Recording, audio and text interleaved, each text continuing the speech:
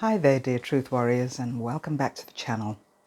I'm Petra Van Dale, life coach and breathwork practitioner. I received an email or question from Jane, and Jane says, narcissists don't respect boundaries. How does one handle this? Well, I think the very first thing, the most important thing, is to understand what personal boundaries are. Because we do it in everyday life, in general. If we're standing at the grocery store, we stand in line, we wait our turn. When we get out of our cars, we lock the cars in order to keep the stuff inside safe so that it doesn't get stolen. We have locks on our front doors, on our back doors. This is simply stating and showing ourselves and others that this is my home, this is my territory, this is my car, this is my personal space, and you cannot enter unless you're invited. But these kinds of boundaries, we don't give a second thought to. They come very natural. The thing with setting boundaries with a toxic person or with a narcissist is that it always has to do with the emotional side, the mental state, and how to protect your emotional and mental state. And this is something when we haven't been taught as children, as young teenagers, adults. If we haven't been taught to set boundaries, then we have no clue where to start. It's like, to give an example, when my daughter was very young, when she was 2 or 3 years old, and family members would come and visit, and the aunts and uncles or the cousins would say, "Oh, hello, how are you doing? Give me a kiss, give me a hug." And she didn't want that. She just didn't like the fact that people would be giving her kisses and hugs. And in the beginning, I said, "Go on, don't be silly. Give a hug, give a kiss, be friendly." And at some point, I realized that this was overstepping her boundary. This is something she didn't want to do.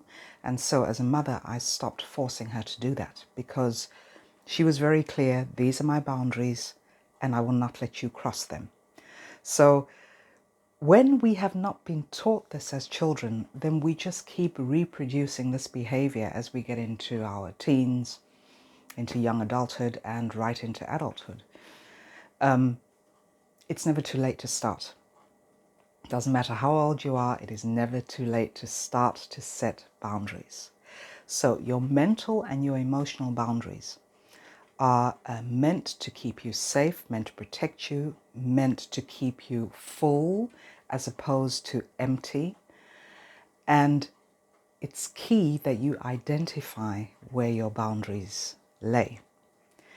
So when you can identify them, then you can establish and maintain them. So when it comes to the narcissist, they are not invested in accommodating you, in making you feel comfortable, in respecting your boundaries. In a nutshell, if a narcissist sees you unhappy, they become very happy. So narcissists have have an allergy for happiness, for joy, for contentment, for peace. They're just very allergic to that. So because they cannot feel that level of inner peace or inner joy or inner happiness, they don't want you to have it either. So having said that, when it comes to setting boundaries with a toxic person, with a narcissist, it is not about them, it's about you. You have to understand that a narcissist will never respect your boundaries because there is no payoff for them. If you are content and happy, then what's there to gain for them? Because whenever they see happiness or joy or peace or whatever the great emotional feeling is, they want to destroy it. So again, it's not about them, it's about you. So identifying your boundaries is when you can, when you feel, it's very important to trust your body in this, to trust your intuition. When you feel uncomfortable, or when you feel angry or sad, or whatever emotion is or feeling is showing up in your body, that is a huge clue that your boundaries have been violated. And then it is up to you to go about stating that boundary, letting the other person know, even though you know in this case that they will not respect your boundary when it comes to toxic people, but you need to state that boundary and then be willing to do what it takes, what you need in order to maintain that boundary. So it's very important to get clear for yourself. Once you've gotten clear on identifying your boundaries, how your body responds to what is said to you by the toxic person, what is done to you, that is how you can identify your boundaries. And once you know that, state the truth. I do not want you speaking to me in that fashion. I do not want you touching me inappropriately. I don't want you in my space.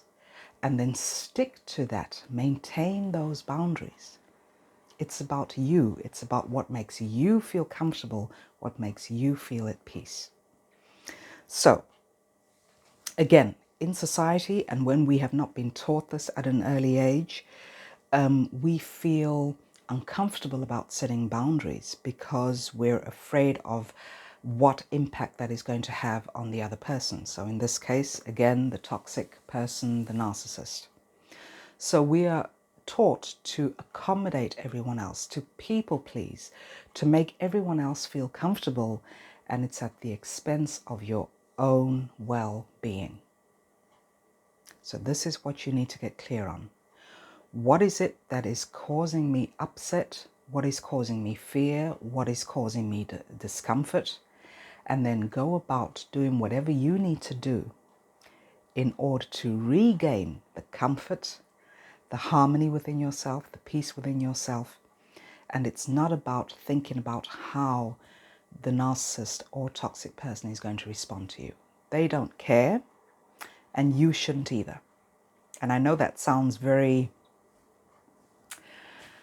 harsh, maybe. I think that's the right word. That may sound harsh, but it is so important to have those boundaries in place so as to protect yourself. And it simply starts, people often say, I need the courage to set a boundary. I need to feel okay within myself to set a boundary. Well, then you'll be waiting till Christmas, so to speak. Having courage is about feeling the fear and stepping through that fear. Having courage is about feeling the discomfort and stepping through that discomfort. Because when you have not been accustomed to setting boundaries, of course it's going to feel weird. Of course it's going to feel extremely uncomfortable. But the more you practice, the more comfortable you're going to feel because you're going to feel better on the inside. So it is a process. As I've said in previous videos, healing from narcissistic abuse is a process. The same way when setting boundaries, it is a process. You need to have patience with yourself, compassion for yourself, and take things one step at a time. So a great exercise that I use very often because I'm a recovering people pleaser. I never had boundaries. I would let people say things to me, do things to me, and would go home, sit in a corner and cry about it instead of doing something about it.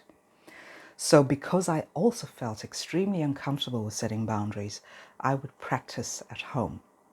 So I would get in front of the mirror and just practice saying the word no. And it can be a firm no. It can be a no. It can be a that sort of thing. So just practice, have a bit of fun with yourself. Don't take things too seriously. I know I need to keep reminding myself about that. Don't take yourself too seriously. Just have fun with this process because you've been through a traumatic enough time, as we all have been when it comes to narcissistic abuse. So you need to let yourself off the hook. Have some fun practicing the word no. And then stepping through that fear, because that's how your courage muscle is going to build. Stepping through that fear and saying no. And it can be something simple. You can start off with something simple. For example, if your boss says, well, I need you to work this Saturday, and you've been working the past 6 Saturdays and you really need that Saturday for yourself, you can say, can I get back to you tomorrow? Because by doing that, you're allowing yourself space to think about it, to get your answer ready, and then to state your boundary. Sorry, I cannot do tomorrow. I cannot work tomorrow, but I can work next week, Saturday, for example. That's just one way of doing it. When it comes to toxic people, they will push your boundaries all the time. They will violate those boundaries, step over your boundaries, and it's about moving yourself from that environment. So again, no contact is the golden rule here. For as much as is possible. Of course, it's very personal. So looking at your personal situation, can you go no contact, or can you minimize contact and say, I do not want you calling me? And if they still call, which inevitably they're going to do, just don't answer your phone or block their number, or make an agreement with yourself to only answer a call during a set time. For example, between 4 and 4:15. That's one way of doing it. Another way of setting boundaries for yourself and not so much accommodating the narcissist is, for example, if you have divorced from a narcissist, or if you are separating yourselves from toxic parents or siblings or friends, is to have, when you need to have a form of communication, especially if there are children involved, then you can make a new email address, and that is the only email address that you give to the narcissist. And you make a deal with yourself that you're only going to check that email once a week for 15 minutes, just to give an example. That is setting a boundary, and it's not so much about communicating it to the narcissist. It's about, again, protecting yourself so that you have peace of mind and you know that there's a set time every week where you will check that email or where you will take that call. So again, practice, get in the mirror and practice saying no. Just have a whole lot of fun with it. Because no is a complete sentence. No does not require you to explain yourself, to justify why you said no. You don't need to go there. You can just simply say no, period. That's the whole sentence. And I know it feels uncomfortable in the beginning, and I know that you want to over-explain or justify. Don't even go there. That's an old habit that is not empowering to you anymore. So when you feel that you're going to enter into explaining yourself, going into the whole detailed story, tell yourself, stop. I've already stated no. I've stated my boundary, and now I'm going to maintain my boundary by just leaving it at that. So again, boundaries is setting boundaries is a process. It's a learning skill. You can learn how to set boundaries. Give yourself the time to do that, especially if you have never set boundaries in your life. It is going to be a challenge, and more often than not, you're going to back up on your boundaries and set a new one. And when that's violated, you back up again and set a new one. That is not demonstrating your boundaries. That is saying, okay, I've said it and they don't agree with it, so I'm going to step back. Don't step back. Stand your ground. Stand in your truth. Stand in what is good for you, how it makes you feel. And this is what is going to pay a huge contribution to your mental and emotional health. So I hope this video has helped some. If you have any other questions, I cannot answer lengthy emails, but if you have a quick question in the comments, a video topic, then please share it down below, and I will be sure to make a short or a long video on that particular topic. Take care of yourselves, practice say no, get up in the mirror, have a lot of fun with it. Bye for now, and love to you all.